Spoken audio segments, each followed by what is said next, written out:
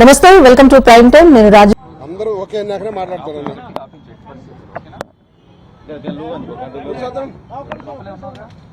రెడీనా?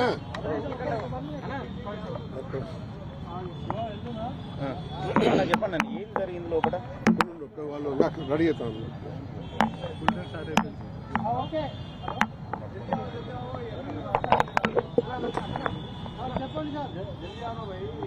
Hello,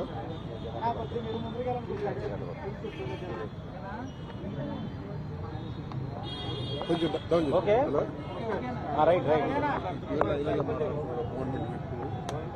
media మిత్రులకు నమస్కారం. ఈరోజు తెలంగాణ గౌరవ ముఖ్యమంత్రి రేవంత్ రెడ్డి గారి అధ్యక్షతన మంత్రివర్యులు ఉత్తమ్ కుమార్ రెడ్డి గారు, డిప్యూటీ సీఎం బట్టి విక్రమార్క గారు, మిగతా మంత్రివర్గం, కాంగ్రెస్ పార్టీ ఎమ్మెల్యేలు, ఎమ్మెల్సీలు అందరూ కూడా ఇలా కృష్ణా జలాల మీద పూర్తిగా చర్చించి గత 9.5 సంవత్సరాలుగా కేసీఆర్ ఏ విధంగా ఆంధ్రాకు దోచిపెట్టినటువంటి నీళ్లు ఇవాళ మళ్లీ కొత్త డ్రామా లేపి మేము వచ్చిన 2 నెలలనే కృష్ణా నీళ్లనన్నీ కూడా ఆంధ్ర గొప్ప చెప్పినామని ఒక అబద్ద ప్రచారంతో రేపు 13 తారీఖున నల్లగొండ నడిబొడ్డులో మీటింగ్ పెడుతున్నటువంటి విషయం మీద ఇలా పూర్తిగా చర్చించి దొంగే దొంగ అన్నట్టుగా గత ఆంధ్ర పాలకుల కంటే ఎక్కువ తెలంగాణ వచ్చిన తర్వాత నీళ్లు నిధులు నియామకాల పేరు ఏర్పడ్డ తెలంగాణ ఇలా నీళ్లు మొత్తం ఆంధ్రలకు దోచిపెట్టినటువంటి ఘనత కేసీఆర్ది. మీరు ఒక్కసారి రికార్డు పరిశీలించుర్రి. తెలంగాణ రాకముందుకు కృష్ణా జలాలను ఇక్కడ ఉన్నటువంటి తెలంగాణ ప్రజలు ఏ రకంగా వాడుకున్నారు, ఇలా తెలంగాణ వచ్చిన తర్వాత ఏ మోతాదులో ఆంధ్ర గొప్ప చెప్పిండో మీరందరూ కూడా చూడొచ్చు. రేపు దీని మీద కూడా అసెంబ్లీలో పెద్ద ఎత్తున మాట్లాడి చర్చ చేసే అవకాశం కూడా గౌరవ ముఖ్యమంత్రి గారు కల్పించారు. కాబట్టి ఏదైతే ఆంధ్ర ముఖ్యమంత్రి జగన్మోహన్ రెడ్డి గారు అసెంబ్లీ సాక్షిగా తెలంగాణ ముఖ్యమంత్రి ఒక్క అడుగు ముందుకేసి మనకున్నటువంటి 8 జిల్లాలను కాపాడడం కోసం ఆయన సొంత రాష్ట్రం నుంచి, సొంత బార్డర్ నుంచి ఆంధ్రాకు నీళ్లు ఇచ్చిండని చెప్పి ఆంధ్ర ముఖ్యమంత్రి జగన్మోహన్ రెడ్డి గారు అసెంబ్లీ సాక్షిగా చెప్తే ఇవాళ మీరు ఆంధ్రాకు నీళ్లు దోచిపెట్టి మళ్లీ మేము వచ్చినాక కృష్ణా జలాల మీద ఇవాళ పూర్తి అధికారాలు కేంద్రానికి ఇచ్చినటువంటి అబద్దపు ప్రచారాలు చేస్తున్నటువంటి కేసీఆర్ అండ్ టీమ్ కూడా బుద్ధి చెప్పడానికి కాంగ్రెస్ పార్టీ ప్రభుత్వం సిద్ధంగా ఉంది. నీతి మాలిన రాజకీయాలు ఎప్పుడూ సెంటిమెంట్ రగిలిచ్చి సెంటిమెంట్ ద్వారా ఓట్లు దండుకొని 2 సార్లు అధికారంలోకి వచ్చి ఈ ప్రాంత ప్రజల మనోభావాలను దెబ్బతీసే విధంగా మళ్ళొక్కసారి సెంటిమెంట్ రగిలించడం కోసం రేపు నల్గొండలో మీటింగ్ 13 నాడు పెట్టబోతున్నారు. కాబట్టి ఇవాళ తెలంగాణ ప్రజలు అర్థం చేసుకోవాలి. రేపు అసెంబ్లీలో కృష్ణా జలాల మీద పూర్తిగా మేము వివరణ ఇవ్వబోతున్నాం. ఏదైతే నాగార్జున సాగర్ ను వాడుకొని మొన్న 29 మధ్యరాత్రి సుమారు ఆంధ్ర పోలీసులు 400 నుంచి 500 మంది మోకరిల్లి 30 తారీఖు ఎలక్షన్లు జరుగుతుంటే ఆడొక యుద్ధ వాతావరణం చేస్తే మళ్లీ టీఆర్ఎస్ ఓడిపోతే మా తెలంగాణ నీళ్లు దక్కయని ఒక డ్రామా క్రియేట్ చేసి ఆంధ్ర పోలీసులను తీసుకొచ్చింది మీరు కాదా అని చెప్పి మేము అడుగుతున్నాం. ఈ డ్రామాలు బంద్ చేసి ఇలా ప్రజలు ప్రజా పాలనకు కాంగ్రెస్ పార్టీకి పట్టం కట్టిర్రు. 5 సంవత్సరాలు మీ సూచనలు సలహాలు మాకు ఇవ్వాల్సిందిగా మా గౌరవ ముఖ్యమంత్రి గారు మీకు చెప్పడం జరిగింది. మీ మాజీ ముఖ్యమంత్రి గారు ఇప్పటి వరకు కూడా అసెంబ్లీలో అడుగుపెట్టలేదు. మరి దేనికోసం ఆయన అసెంబ్లీలో దేనికోసం రావడం లేదు? ఇవాళ కాంగ్రెస్ పార్టీ నువ్వు చేసినటువంటి తప్పులను కూడా నీ ముందే వివరించడం కోసం సిద్ధంగా ఉన్నాం, రమ్మని చెప్పి మొన్న గౌరవ ముఖ్యమంత్రి రేవంత్ రెడ్డి గారు మాట్లాడి మీకు చెప్పడం జరిగింది. మరి మీకు ముఖం చాటేసుకొని తెలంగాణ నీళ్లన్నీ ఆంధ్రకు దోచిపెట్టినటువంటి మాజీ గౌరవ ముఖ్యమంత్రి కేసీఆర్ గారు ముఖం చెల్లకనే ఇవాళ అసెంబ్లీకి రావడం లేదు. ఇవాళ నిన్న హరీష్ రావు గారు అన్నారు కృష్ణా జలాలను అప్పచెప్పినామని. ఎక్కడ కూడా కృష్ణా జలాల మీద మేము సంతకం పెట్టినట్టయితే అసెంబ్లీ సాక్షిగా మీరు చూపించాల్సిన అవసరం ఉంది. ఈ కల్లబోలి మాటలతోటి మళ్ళొక్కసారి తెలంగాణ సెంటిమెంట్ ను వాడుకోవాలని చూస్తున్నటువంటి మీకు రేపు లోకసభ ఎలక్షన్లలో ప్రజలు ఖచ్చితంగా గుణపాఠం చెప్తారు. ఇకనైనా ఇలాంటి సెంటిమెంట్లు బంద్ చేసుకొని ఇప్పటికైనా నిజాలు మాట్లాడి తెలంగాణ ప్రజలకు మీరు క్షమాపణ చెప్పాలి. తెలంగాణ సొత్తును మొత్తం కూడా కాళేశ్వరం ప్రాజెక్టు మీద, మేడిగడ్డ ప్రాజెక్టు మీద, నీళ్ల పేరు మీద, మిషన్ భగీరథ పేరు మీద దాచుకొని ఆ పైసలతోటే ఇవాళ ఎలక్షన్లో గెలవాలని చూసారు. కానీ తెలంగాణ ప్రజలు అర్థం చేసుకున్నారు. కాంగ్రెస్ వస్తేనే మళ్ళీ నీళ్లు, నిధులు, నియామకాలు మా వాట మాకుంటుందని చెప్పి తెలంగాణ ప్రజలు విశ్వసించే కాంగ్రెస్ పార్టీకి పట్టం కట్టరు. కాబట్టి రేపు అసెంబ్లీలో మా కాంగ్రెస్ పార్టీ మంత్రులు కానీ, మా ముఖ్యమంత్రి కానీ, డిప్యూటీ సీఎం కానీ, మా ఎమ్మెల్యేలు కూడా దీని మీద పెద్ద ఎత్తున చర్చించబోతున్నారు. మీకు దమ్ము ధైర్యం ఉంటే మీరు ఎదుర్కోవాల్సిందిగా, మీరు నిజాలు తీసుకురావాల్సిందిగా, మీ సమయంలోనే మీ ముఖ్యమంత్రి గారు స్వయంగా ఆ జగన్మోహన్ రెడ్డి గారికి విందు బొందు ఇచ్చి ఆంధ్రాకు మొత్తం నీళ్లు పేపింది మీరు ఇలా తెలంగాణ ప్రజలు గమనిస్తున్నారు. రేపు దీని మీద పూర్తి చర్చ జరగబోతుంది. మీరు అవగాహన చేసుకున్నారా? పూర్తిగా ఏ రకంగా అయితే గతంలో ఉన్నటువంటి ఒప్పందాలు, ఇప్పుడున్నటువంటి ఆ ప్రాజెక్టు వల్ల మా గౌరవ మంత్రిమండలి అంతా కూడా, గౌరవ ఎమ్మెల్యేలు, గౌరవ ఎమ్మెల్సీలు అందరం కూడా కూర్చొని కేసీఆర్ చేసినటువంటి మోసాలు, తెలంగాణ రాకముందుకు మనం కృష్ణా జలాలు ఎన్ని వాడుకునేది, నాగార్జున సాగర్ మనం ఎన్ని వాడుకునేది, శ్రీశైలం ఎన్ని వాడుకునేది, పూర్తిగా అవగాహనతోటే రేపు అసెంబ్లీలో చర్చించబోతున్నాం. కావున రేపు ఈ చర్చ పూర్తిగా కృష్ణా జలాలు ఉంటాయి. ఎల్లుండి 30 తారీఖున మీరు మీటింగ్ పెట్టేసరికి తెలంగాణ ఉన్నటువంటి ప్రతి పౌరుడికి, తెలంగాణ ఉన్నటువంటి ప్రతి అక్కా చెల్లెలందరూ కూడా మీ మోసాలు తెలిసే విధంగా రేపు అసెంబ్లీలో చర్చ ఉంటుందని చెప్పి, ఆ చర్చలకు మీరు సిద్ధమని చెప్పి మేము సవాల్ విసురుతున్నాం.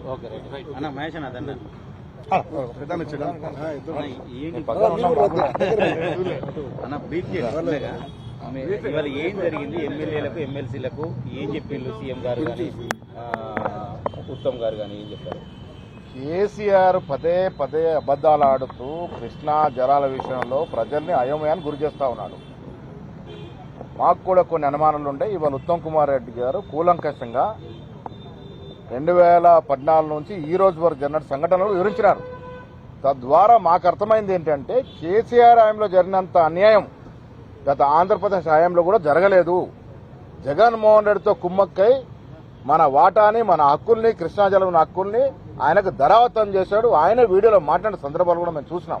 సో రేపటి నుంచి రేపు అసెంబ్లీలో జరగబోయే సమావేశాల్లో మా ముఖ్యమంత్రి గారు, ఉప ముఖ్యమంత్రి గారు, ఇరిగేషన్ మంత్రి గారు ఇంకా స్పష్టత, స్పీకర్ గారు అనుమతి ఇస్తే చర్చలో పాల్గొని ఇంకా కూడా స్పష్టత ఇస్తారు.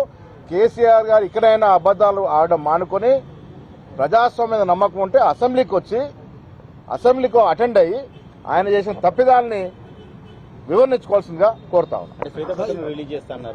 ముఖ్యమంత్రి గారు రేపు అసెంబ్లీలో ఇరిగేషన్ మీద, ముఖ్యంగా కృష్ణా జలాల మీద, కేసీఆర్ ఆడుతున్న అబద్దాల మీద వాస్తవాల్ని ప్రజలకు అసెంబ్లీ ద్వారా వివరిస్తాం. పవర్ పాయింట్ ప్రెజెంటేషన్ ఉంటుందా అసెంబ్లీ?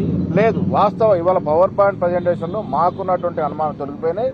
కేసీఆర్ చేస్తున్నటువంటి చేసిన లూటి రేపు అసెంబ్లీ ద్వారా ప్రజలకు తెలియజేస్తారు. ముఖ్యమంత్రి గారు ఏం చెప్పారు? ముఖ్యమంత్రి గారు కూడా అధికార నిపుణులు, ఇరిగేషన్ మంత్రి గారు ఇచ్చినటువంటి వివరణ సొంతం చెందినారు. వారికి కూడా పూర్తి అవగాహన ఉంది. డిప్యూటీ సీఎం గారు కూడా పూర్తి అవగాహనతో ఉన్నారు. రేపు అన్ని కూడా అసెంబ్లీ శాఖ స్పష్టత ఇరిగేషన్ మీద జరిగిన ఈ అవినీతి అక్రమాల మీద క్షేత్రస్థాయిలోకి తీసుకెళ్లాలని అనుకుంటున్నారు కదా, ఈ పార్లమెంట్ ఎన్నికలు దృష్టిలో పెట్టుకొని. పార్లమెంట్ ఎన్నికలకి నిమిత్తం లేకుండా తెలంగాణ ఆకాంక్షలకు విరుద్ధంగా, తెలంగాణ పౌరుల కలలకు విరుద్ధంగా ప్రాజెక్టుల పేరిట లక్షల కోట్ల రూపాయలని, ప్రజాధనాన్ని కేసీఆర్ గారు లూటు చేశారు. ఇది వాస్తవం. ఇది ప్రజలకు కొంత తెలిసింది కాబట్టి ఎన్నికల్లో రిజల్ట్ ఇచ్చినారు. ఇంకా పరిపూర్ణంగా తెలియాల్సిన అవసరం ఉంది. రేపటి నుంచి ఆ కార్యక్రమంలో ఉంటాం.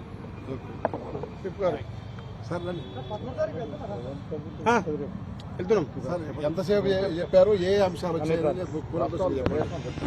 సార్? ఉండండి, మీరు ఉండండి. చెప్పండి. ఎంతసేపు చెప్పారు, ఏ అంశాలు, కృష్ణా పరివాహక ప్రాంతం మొత్తం ఎలా ఉంటుంది అంటే దాని స్వరూపం అంతా చెప్పారు కదా, దాని గురించి మొత్తం చెప్పండి. వీళ్ళు ఎవరో కవర్ చేయలేదు. అంటే కృష్ణా పరివాహక ప్రాంతంలో ఉన్నటువంటి ప్రజలను కానీ, తెలంగాణ ప్రాంత ప్రజలను కానీ అయోమయానికి గురి చేయడానికి అబద్దాల పునాదులపై పుట్టినటువంటి బీఆర్ఎస్ పార్టీ బీఆర్ఎస్గా మారి లోక్సభ ఎన్నికల్లో ప్రాంతంలో గెలవడానికి కోసం వాళ్ళు చేస్తున్నటువంటి కుయుక్తి రాజకీయాల్ని ప్రజలకు చెప్పడానికి ప్రధానంగా ఈరోజు మా ఇరిగేషన్ మంత్రులు పెద్దలు ఉత్తమ్ కుమార్ రెడ్డి గారి పవర్ ప్రజెంటేషన్ అంటే దృశ్య మాలిక ద్వారా ఉమ్మడి ఆంధ్రప్రదేశ్లో కంటే ఎక్కువగా తెలంగాణ వచ్చినాక కేసీఆర్ గారి నాయకత్వంలో జరిగిన అన్యాయాన్ని కూలంకషంగా మాకు చెప్పడం జరిగింది. అంతకుముందు 44,000 క్యూసిక్లు ఉన్నటువంటి దాన్ని 88,000 క్యూసిక్లకు పెంచడానికి అనుమతించడమే కాకుండా డెడ్ స్టోరేజ్ నుంచి తీసుకోవడానికి అనుమతి ఇచ్చినటువంటి కేసీఆర్ ఒక వైనాన్ని మాకు కళ్ళ గట్టినట్టుగా చూపెట్టింది. సరే, ఎవరికైనా తాగునీటికి భారతదేశం అంతా కూడా ఒక యూనిట్ తీసుకున్నా, ఒక రాష్ట్రాన్ని యూనిట్ చూసుకున్నా, పక్క రాష్ట్రాన్ని యూనిట్ చూసుకున్నా, తాగునీటికి అవసరం అనుకుంటూ కూడా నీటి విడుదల చేయడానికి అవకాశం ఉంది.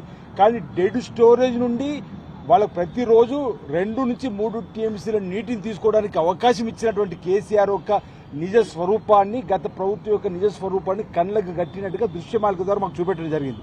ఆ అంశాలను రేపు అసెంబ్లీ సాక్షిగా తెలంగాణ రాష్ట్ర ప్రజలందరికీ కూడా చెబుతూ ఈరోజు వాళ్ళు ఏమంటున్నారు, పోలీసులు వచ్చి హరీష్ రావు గారు మొన్న మాట్లాడుతూ పోలీసులు వచ్చి ముందుగా పోలీసులు వెనక్కి తీసుకోమన్నారు. అసలు పోలీసులు 400 నుంచి 500 మంది పోలీసులు ఎప్పుడు వచ్చిండ్రు? 30వ తేదీన ఎన్నికలు ఉంటే 29వ రాత్రి 500 మంది పోలీసు బలగాలు అక్కడికి వెళ్ళి జగన్ గారు కేసీఆర్ గారు మాట్లాడుకోకుండానే పోలీసులు వచ్చారా? అంటే మళ్ళా తెలంగాణ వాదాన్ని ప్రజలకు పోలింగ్ జరిగే నాడు కూడా చూపెట్టి 1% కూడా ఓడిపోతే ఎలా చెప్పి అనుకొని వాళ్ళు పెట్టినటువంటి ఒక నాటకాన్ని ఈరోజు తెల్లవారుగా 2 రోజులకు 3వ తారీఖు నాడు కౌంటింగ్ అయింది. మాకు 7 నాడు మా గవర్నమెంట్ వచ్చింది. అంటే అప్పటిదాకా మాకు అసలు అక్కడ ఏం జరుగుతుందో కూడా మాకు తెలియని పరిస్థితులు. గవర్నమెంట్ లేదు. గౌరవ ముఖ్యమంత్రి రేవంత్ రెడ్డి గారికి తెలియదు, గౌరవ మంత్రులు ఉత్తమ్ కుమార్ రెడ్డి గారికి కూడా తెలియదు, మా ప్రభుత్వానికి కూడా తెలియదు. 30 నాడు పోలీసులు వస్తారు, 1 నాడు స్మితా సబర్వాల్ గారు లేఖ రాస్తారు. తర్వాత వెంటనే ఇక్కడున్న రాష్ట్రానికి సంబంధించినటువంటి ఇరిగేషన్ కార్యదర్శి, అక్కడ ఇరిగేషన్ కార్యదర్శితో కేంద్ర ప్రభుత్వం సంప్రదింపు జరుపుతుంది. తర్వాత సిఆర్పి పోలీసులు కేంద్ర ప్రభుత్వం పంపుతుంది. అంతా ఒక నాటకంలో భాగం. అటు భారతీయ జనతా పార్టీ కూడా ఈరోజు ఇక్కడ కేసీఆర్కు సహకరించింది, అక్కడ జగన్ గారు సహకరిస్తుంది, కళ్ళకు కట్టడం కనిపిస్తుంది. ఇప్పటివరకు కూడా పోలీసులు ఎందుకు పోలేదంటే ఇంకొకటి మా ఇరిగేషన్ ముఖ్య కార్యదర్శి రాహుల్ బొజ్జ గారు కూడా ఆ ప్రొసీడింగ్స్ తప్పు పడుతూ మేము ఒప్పుకుంటున్న లేఖ కూడా రాశాడు. ఇన్ని మేము చెబుతున్నప్పుడు కూడా హరీష్ రావు గారు పదే కృష్ణా రివర్ మేనేజ్మెంట్ బోర్డులో మీరు అప్పయ్యేసారని మాట్లాడారు. మేము అప్పయ్యలేము. మా ప్రభుత్వం రాకట్టే ముందే ఈ కేసీఆర్ గారు సర్కార్, తెలంగాణ సర్కార్ గతంలో 5 ఏళ్లు కేసీఆర్ గారు నీటిపారుదల శాఖ మంత్రిగా, 5 సంవత్సరాలు హరీష్ రావు గారు నీటిపారుదల శాఖ మంత్రి ఉంటూ వాళ్ళే ఈ కృష్ణా రివర్ బోర్డు మేనేజ్మెంట్ బోర్డును వారికి అప్పయ్యారు. మనకు భవిష్యత్తులో ఆ దక్షిణ తెలంగాణ ఉన్నటువంటి అనేక జిల్లాల్లో ప్రజలకు త్రాగునీరు రాకుండా కూడా ఉండేటువంటి పరిస్థితి కల్పించింది తెలంగాణ రాష్ట్ర సమితి, గతంలో భారత రాష్ట్ర సమితి. అందుకే మేము అంటున్నాం, టీఆర్ఎస్ పార్టీ బీఆర్ఎస్ పార్టీ మారినాక తెలంగాణలో పేగుబంధం తెగిపోయింది టీఆర్ఎస్ పార్టీ కానీ. అందుకే ప్రజలు మనం తీర్పిచ్చారు. అంటే విజిలెన్స్ నివేదిక అనేదేమో ఈ రాష్ట్రంలో జరిగిన అవినీతి అక్రమాలపైన ప్రభుత్వం నిక్కచ్చిమైనటువంటి ఖచ్చితమైనటువంటి ఆలోచన ఉంటుందని చెప్పిన దానికి అనుగుణంగా కాళేశ్వరంలో జరిగినటువంటి అవినీతిపైన వచ్చిన రిపోర్టు ప్రకారం ఈఎన్సీ గారిని రాజీనామా చేయమన్నారు మా మంత్రి గారు. అక్కడ ఉన్నటువంటి ఇంకో ఈఎన్సీకి సంబంధించిన దాన్ని రెడ్మిట్ చేసిండ్రు. రాబో రోజులు ఎవరు తప్పు చేస్తే వారిపై తప్పనిసరిగా ప్రభుత్వం శిక్షిస్తుంది, చట్టపరంగా తీసుకుంటుంది. ఈ రోజు కేవలం కృష్ణా జలాలపైన గత టీఆర్ఎస్ ప్రభుత్వం చేసినటువంటి తప్పిదాలను ప్రజలకు ఏ విధంగా మనం చెప్పాలనో దానిపైన దృశ్యమాలికలో చర్చ జరిగింది. రేపు ఆ దృశ్యమాలికలో ఏదైతే ఉన్నాయో వాటివన్నీ కూడా ఉత్తమ్ కుమార్ రెడ్డి గారు, ఇరిగేషన్ మంత్రి గారు, మా మంత్రి గారు, మా ముఖ్యమంత్రి గారు, మాకు సంబంధించిన కృష్ణా రివర్ బార్డర్లో ఉన్నటువంటి ఆ జిల్లాకు సంబంధించిన గౌరవ శాసనసభ్యులు చర్చలో పాల్గొంటారు. నిజాలను ప్రజలకు తెలియపుతారు. వాళ్ళు ఏదైతే నల్గొండ జిల్లాలకు పోయి రాజకీయ సభ పెట్టుకొని లోక్సభ ఎన్నికల్లో పబ్బం గడుపుకోవడానికి ప్రయత్నం చేస్తున్న దాన్ని మీ ప్రజలు వాళ్ళ మాటలు వినవద్దని చెప్పడానికి కోసం చేసేటువంటి ప్రయత్నం రేపు జరగబోతుంది. అసెంబ్లీ వరకే పరిమితమవుతుందా ఈ విషయాలు, లేకపోతే జనాలకు తీసుకుపోతారా? తప్పనిసరి అసెంబ్లీలో చర్చ జరుగుతుంటే జనాలకు తీసుకెళ్ళడానికి కదా. సాక్షాత్తు అసెంబ్లీ దేవాలయం లాంటి తెలంగాణకు ఈ గత ప్రభుత్వం తెలంగాణకు అన్యాయం చేసినట్టు. అంటే ఇప్పటికి కూడా హరీష్ రావు గారు అబద్ధాలు ఆడుతున్నాడు కాబట్టి వాటిని ప్రతిదీ కూడా ఆ ప్రభుత్వం జరిగిన అన్యాయాన్ని డ్యాక్ పెడుతూ సహా రేపు చూపెట్టబోతున్నారు. వాళ్ళు నల్గొండ సభ కేవలం రాజకీయం కోసం, లోక్సభ ఎన్నికలు గెలవడం కోసం ఎత్తుగడగానే భావించాలని చెప్పని ప్రజలకి పిలుపునిస్తాము. రాగానే ఒక మంచి వైద్య సేవల్ని అందిస్తా ఉన్నాము. అండ్ ఈ డిశ్చార్జ్ అయిన వాళ్ళు కాకుండా కూడా about to be discharge already treatment పొందుతూ మరి కొంచెం ఈ పూట కొంచెం బెటర్ అయ్యి ఈవినింగ్ కి డిశ్చార్జ్ అవ్వాల్సినటువంటి వాళ్ళు కొంతమంది ఉన్నారు. అలాగే రేపు పొద్దుటికే మళ్ళీ డిశ్చార్జ్ అయిన వాళ్ళు కూడా కొంతమంది ఉన్నారు. అంటే ఈ ఏదైతే వాళ్ళకు ఒక సిమ్టమ్స్ అనిపిస్తున్నాయో వాళ్ళు రాగానే ఇమీడియట్ కేర్ ఇవ్వగానే వాళ్ళు బెటర్ అవ్వటము అండ్ వాళ్ళు కొంచెం కాన్ఫిడెంట్ గా ఫీల్ అయినంబటే మరి డాక్టర్ల రికమెండేషన్ తో మనం డిశ్చార్జ్ కూడా చేస్తున్నాం. కారణాలు ఏమై ఉండొచ్చు అనే దాని మీద కూడా కలెక్టర్ గారు, కమిషనర్ గారు దీని మీద పూర్తి స్థాయిలో కూడా ఎంక్వైరీ చేస్తా ఉన్నారు. దీనికి సంబంధించి ఇప్పటికే ఒక 32 శాంపుల్స్ ని కూడా మనం తీయడం జరిగింది. ఈ శాంపుల్స్ ని కూడా వీటి టెస్టింగ్ కి పంపించారు. Mostly we are expecting reports soon. వీలైనంత స్పీడ్గా కూడా మనం రిపోర్ట్స్ తెప్పించేందుకు మనం ఆ ల్యాబ్స్ అన్నింటిలో కూడా టచ్లో ఉండి మనం మాట్లాడుతూ ఉన్నాము. మనం వాటర్ శాంపుల్స్ తీసుకున్నాము, అలాగే ఫుడ్ శాంపుల్స్ తీసుకున్నాము.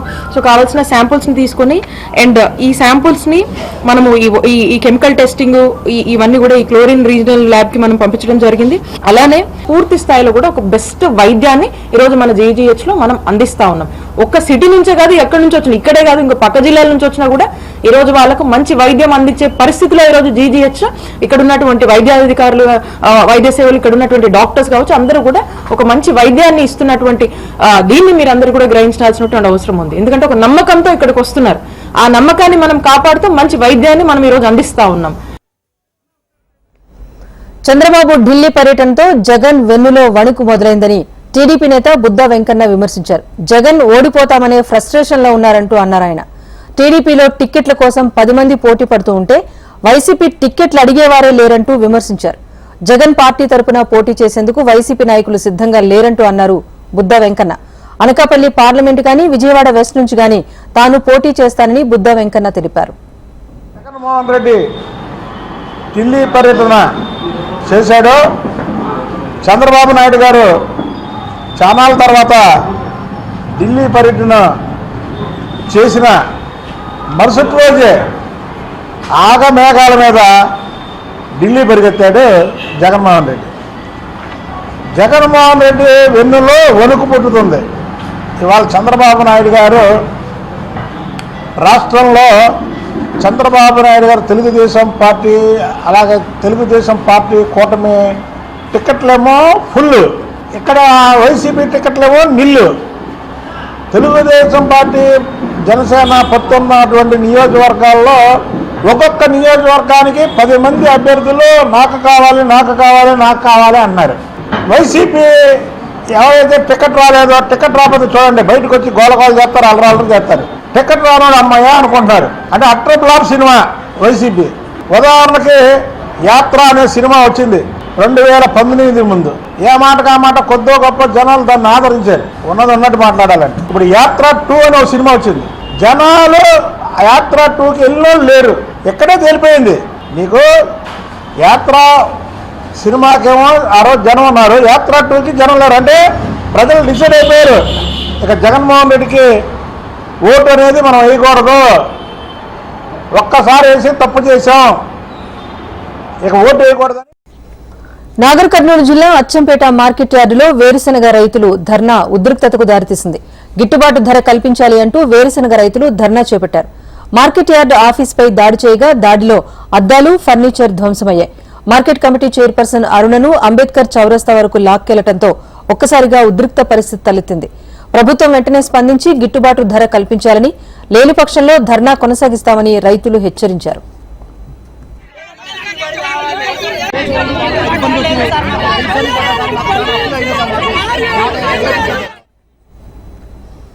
శివబాలకృష్ణ అక్రమాస్తుల కేసులో ఏసీబీ దూకుడు పెంచింది. అక్రమాస్తుల వ్యవహారంపై ఏసీబీ లోతుగా దర్యాప్తు చేపడుతోంది.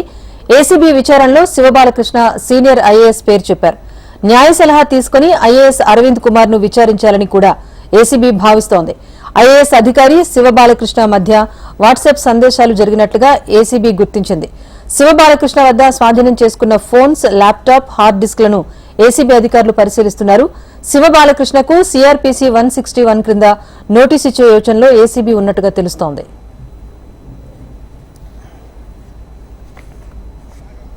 కాంగ్రెస్ పై ప్రధాని మోదీ ఫైర్ అయ్యారు. గిరిజనులంటే కాంగ్రెస్ కు చిన్న చూపని, మధ్యప్రదేశ్ దుస్థితికి ఆ పార్టీయే కారణమంటూ ప్రధాని మోదీ మండిపడ్డారు.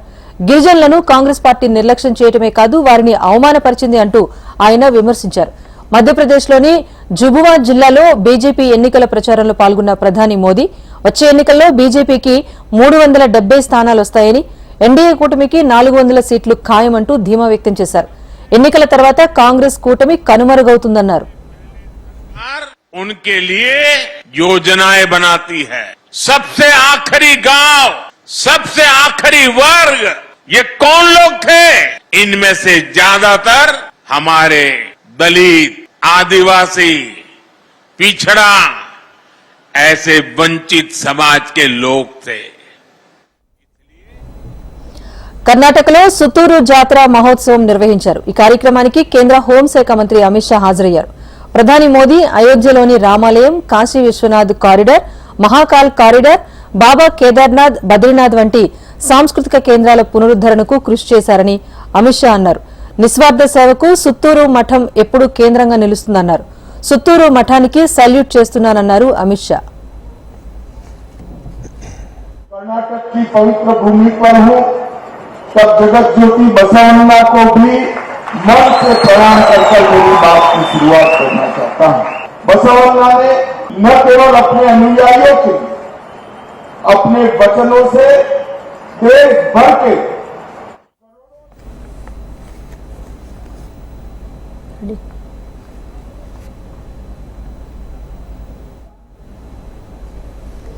కనీస మద్దతు ధరకు హామీ ఇచ్చేలా చట్టం తీసుకురావడంతో పాటు రైతుల సమస్యలను పరిష్కరించాలని కేంద్రంపై ఒత్తిడి తెచ్చేందుకు రైతులు చలో ఢిల్లీ మార్చుకు పిలుపునిచ్చారు. 200కు పైగా రైతు సంఘాలు ఫిబ్రవరి 13న ఈ మార్చిలో పాల్గొనేందుకు సిద్దమయ్యాయి. ఈ నేపథ్యంలో హర్యానా పోలీసులు అలర్ట్ అయ్యారు. రైతుల ఢిల్లీ చలో మార్చ్ అడ్డుకునేందుకు పంజాబ్, హర్యానా సరిహద్దుల్లో భద్రత కట్టుదిట్టం చేశారు. అంబాలా, జింద్, ఫతేహాబాద్ జిల్లాల్లో పంజాబ్, హర్యానా మధ్య బారికేడ్లను ఏర్పాటు చేశారు. ఇప్పటికే స్థానిక పోలీసులతో పాటు పారామిలిటరీ బలగాలను కూడా ప్రభుత్వం రంగంలోకి దింపింది. ఇక రైతుల ఆందోళన నేపథ్యంలో సరిహద్దులోని 7 జిల్లాల్లో ఇంటర్నెట్ సేవలను నిలిపివేశారు. అంబాలా, కురుక్షేత్ర, కైతాన్, జింద్, హిసార్, ఫతేహాబాద్, సిర్సా జిల్లాల్లో ఇంటర్నెట్, బల్క్ ఎస్ఎంఎస్, డాంగిల్ సేవలను నిలిపివేస్తున్నట్లుగా హర్యానా ప్రభుత్వం ప్రకటించింది. ఫిబ్రవరి 13 రాత్రి 12 గంటల వరకు ఈ నిషేధం అమల్లో ఉంటుందని వెల్లడించింది. ఇది prime time update. Keep watching HM TV. వార్త ఆగదు, నిజం దాగదు.